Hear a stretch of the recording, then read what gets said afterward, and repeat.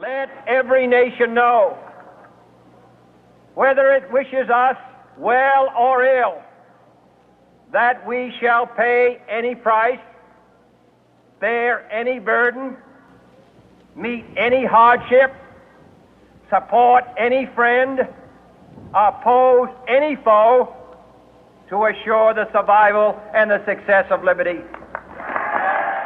I pledge you that we shall neither commit nor provoke aggression, that we shall neither flee nor invoke the threat of force, that we shall never negotiate out of fear, and we shall never fear to negotiate.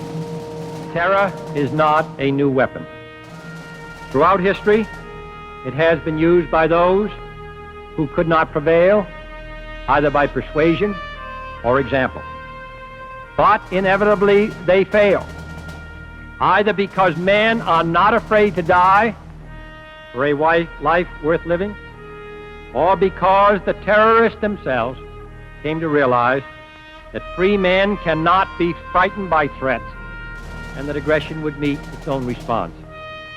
And it is in the light of that history that every nation today should know, be he friend or foe, that the United States has both the will and the weapons to join free men in standing up to their responsibilities.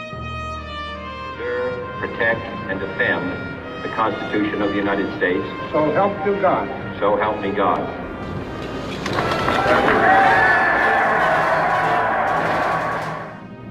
That the torch has been passed to a new generation of Americans born in this century, tempered by war, disciplined by a hard and bitter peace.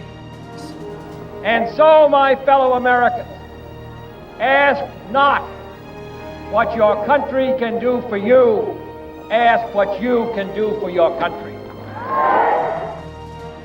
I have therefore chosen this time and place to discuss a topic on which ignorance too often abounds and the truth too rarely perceived, and that is the most important topic on earth: peace.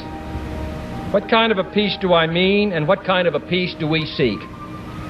Not a Pax Americana enforced on the world by American weapons of war, not the peace of the grave or the security of the slave. I am talking about genuine peace, the kind of peace that makes life on earth worth living, the kind that enables men and nations to grow and to hope and build a better life for their children. Not merely peace for Americans, but peace for all men and women. Not merely peace in our time, but peace in all time. Saying that victory has 100 fathers and defeat is an orphan.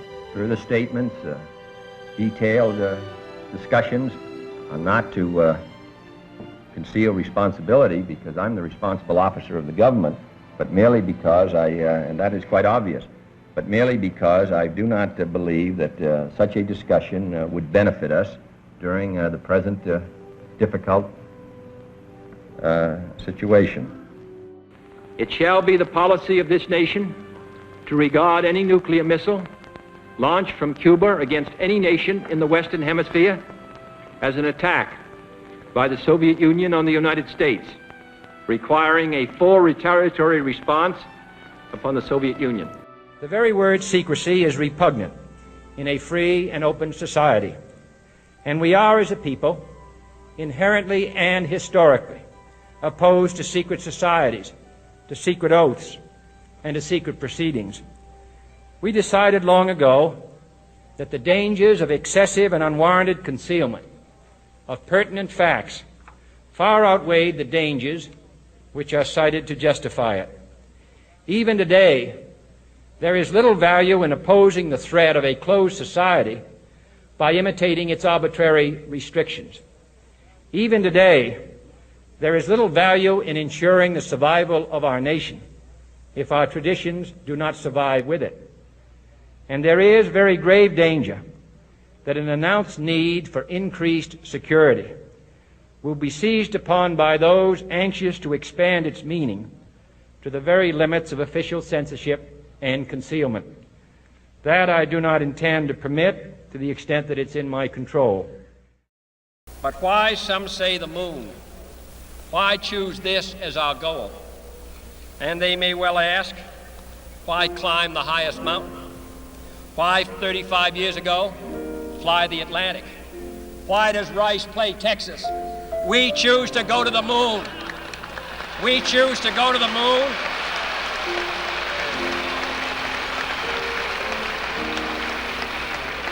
We choose to go to the moon in this decade and do the other things, not because they are easy, but because they are hard.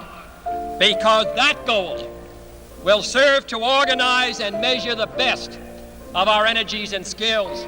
There are many people in the world who really don't understand, or say they don't, what is the great issue between the free world and the communist world.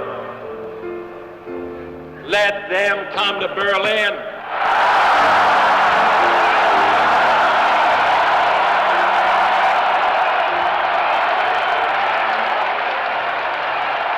There are some who say that communism is the wave of the future. Let them come to Berlin.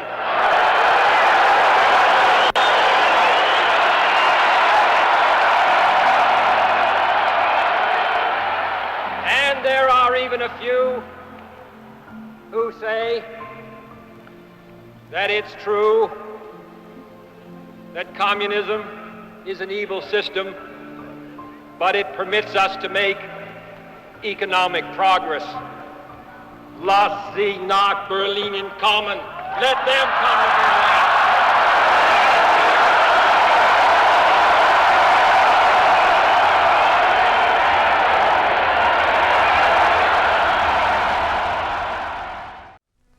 And that freedom is more enduring than coercion. And in the contest for a better life, all the world can be a winner. The effort to improve the conditions of man, however, is not a task for the few. It is the task of all nations, acting alone, acting in groups, acting in the United Nations. For plague and pestilence and plunder and pollution, the hazards of nature and the hunger of children are the foes of every nation. As man had such capacity to control his own environment, to end thirst and hunger, to conquer poverty and disease, to banish illiteracy and massive human misery, we have the power to make this the best generation of mankind in the history of the world, or to make it the last. And new laws are needed at every level. But law alone cannot make men see right. We are confronted primarily with a moral issue. It is as old as the Scriptures and is as clear as the American Constitution. The heart of the question is whether all Americans are to be afforded equal rights and equal opportunities. Whether we are going to treat our fellow Americans as we want to be treated. If an American, because his skin is dark, cannot eat lunch in a restaurant open to the public, if he cannot send his children to the best public school available, if he cannot vote for the public officials who represent him, if, in short, he cannot enjoy the full and free life which all of us want, then who among us would be content to have the color of his skin changed and stand in his place? Who among us would then be content with the counsels of patience and delay? 100 years of delay have passed since President Lincoln freed the slaves, yet their heirs, their grandsons, are not fully free. They are not yet freed from the bonds of injustice. They are not yet freed from social and economic oppression. And this nation, for all its hopes and all its boasts, will not be fully free until all its citizens are free. Mr. President, back to the question of troop reductions. Are any intended in the Far East at the present time, particularly in Korea, and is there any speed up in the withdrawals from Vietnam intended? Well, as you know, when Secretary McNamara and General Taylor came back, they announced that we would expect to withdraw 1,000 men from South Vietnam before the end of the year. And there's been some reference to that by General Hawkins. If we're able to do that, that will be our schedule. I think the first unit, the first contingent, would be 250 men who are not involved in what might be called frontline operations. It would be our hope to lessen the number of Americans there by 1,000 as the training intensifies and is carried on in South Vietnam. As far as other...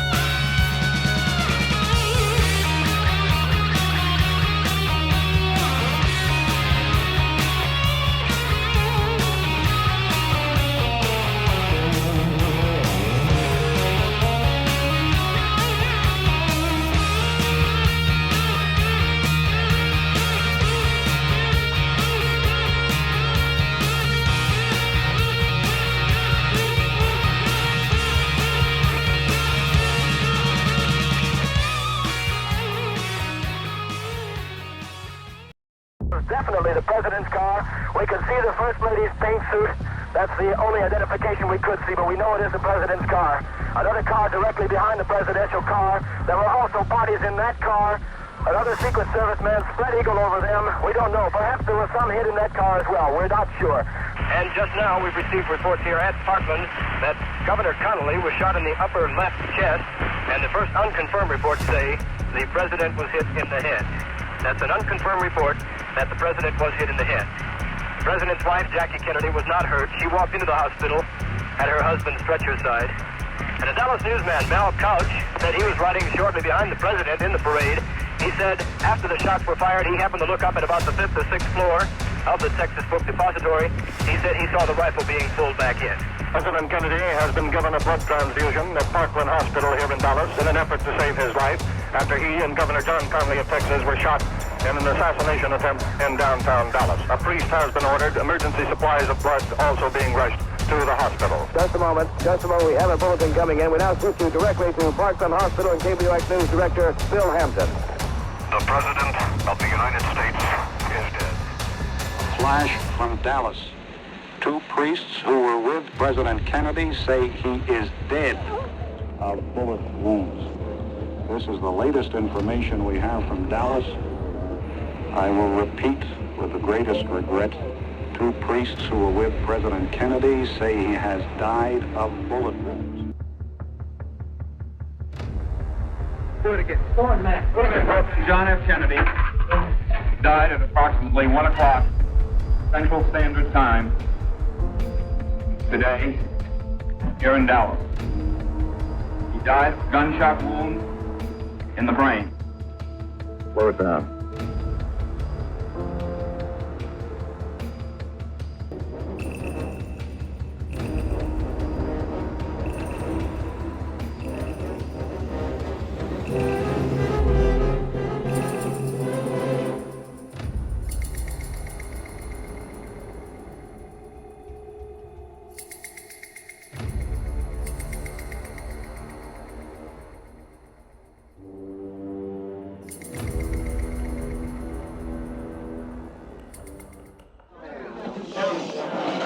Well, I was questioned by a judge. However, I protested at that time that I was not allowed legal representation. Did you kill the president? No, I've not been charged with that. In fact, nobody has said that to me yet. The first thing I heard about it was when the newspaper reporters in the hall asked me that question. You have been. Nobody said what? Sir? You have been. Nobody said what? Okay, my hand here, you said. Okay. What did you do in Russia?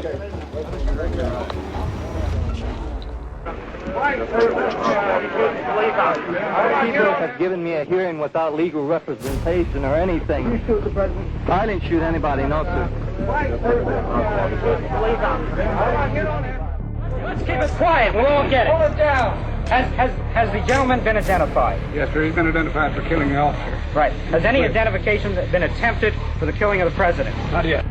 Did you shoot the president? I didn't shoot anybody, sir. I haven't been told what I'm here for. You have a lawyer?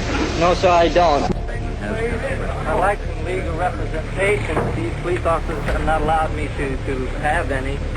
I don't know what this is all about. Kill the president? No, sir, I didn't. People How'd you get the black eye? Sir? Did you shoot the president? I work in that building. Were you in the building at the time? Naturally, if I work in that building, yes, sir. Back up, man. Did you shoot the president? No, they're taking me in because of the fact that I lived in the Soviet Union. I'm just a patsy.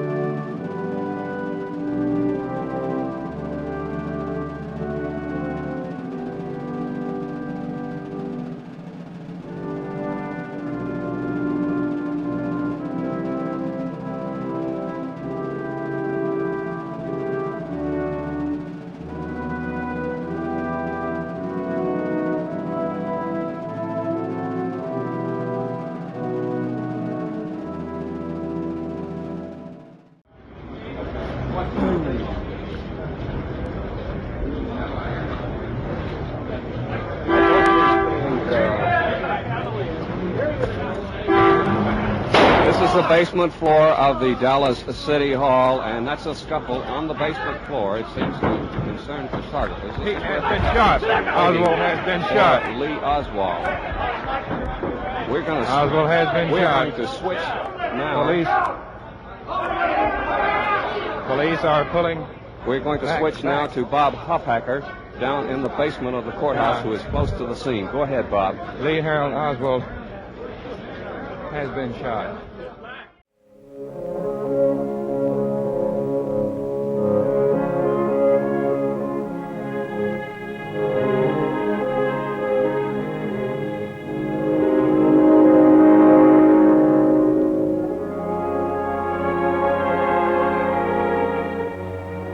There was the sound of laughter, and in a moment, it was no more. And so, she took a ring from her finger and placed it in his hands. There was a wit in a man, neither young nor old, but a wit full of an old man's wisdom and a child's wisdom. And then, in a moment, it was no more. And so she took a ring from her finger and placed it in his hands. There was a man, marked with the scars of his love of country, a body active with the surge of a life, far from spent. And in a moment, it was no more. And so, she took a ring from her finger and placed it in his hand. There was a father with a little boy and a little girl, and the joy of each in the other, and in a moment, it was no more. And so, she took a ring from her finger and placed it in his hands. There was a husband who asked much and gave much, and out of the giving and the asking wove with a woman what could not be broken in life, and in a moment it was no more. So she took a ring from her finger and placed it in his hands, kissed him, and closed the lid of the coffin.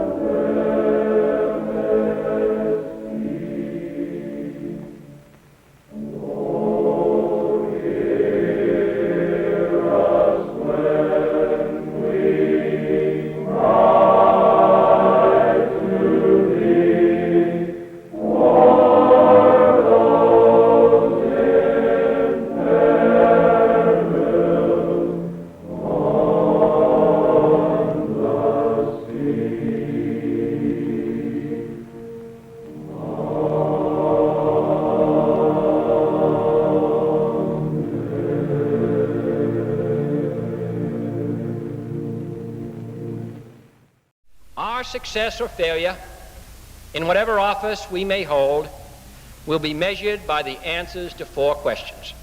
First, were we truly men of courage, with the courage to stand up to one's enemies, and the courage to stand up when necessary to one's own associates, the courage to resist public pressure as well as private greed? Secondly, were we truly men of judgment, with perceptive judgment of the future as well as of the past, of our own mistakes as well as the mistakes of others, with enough wisdom to know what we did not know and enough candor to admit it? Third, were we truly men of integrity, men who never ran out on either the principles in which they believed or the people who believed in them, men whom neither financial gain nor political ambition could ever divert from the fulfillment of our sacred trust? Finally, were we truly men of dedication, with an honor mortgaged to no single individual or group, and compromised by no private obligation or aim, but devoted solely to serving the public good and the national interest? Courage, judgment, integrity, dedication. These are the historic qualities of the Bay Colony and of the Bay State, the qualities which this state have consistently sent to this chamber, here in Beacon Hill in Boston, and to Capitol Hill back in Washington. And these are the qualities which, with God's help, this son of Massachusetts hopes will characterize our government's conduct in the 4 stormy years that lie ahead. Humbly I ask his help in that undertaking, but aware that on earth his will is worked by men, I ask for your help and your prayers as I embark on this new and solemn journey.